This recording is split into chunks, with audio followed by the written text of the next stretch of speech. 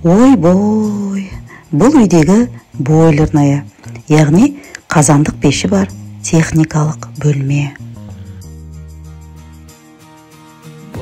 Міне осы бөлменің әрлеу жұмыстарын және дизайнын жасаймын. Ал енді арасында үзіліс жасап, ауладағы мәдени өсімдіктердің арам шөптерін де тазалап қояйын. Бар киімдерімді ауыстырып келейін. Ал жұмысты бітіріп, мейірімім қанып, шаттанып тұрған түрім ғой. Еңбегі қаттының тұрмысы тәтті деген мақалға сүйеніп, тіршілік қылсақ, жаман болмаймыз ау осы.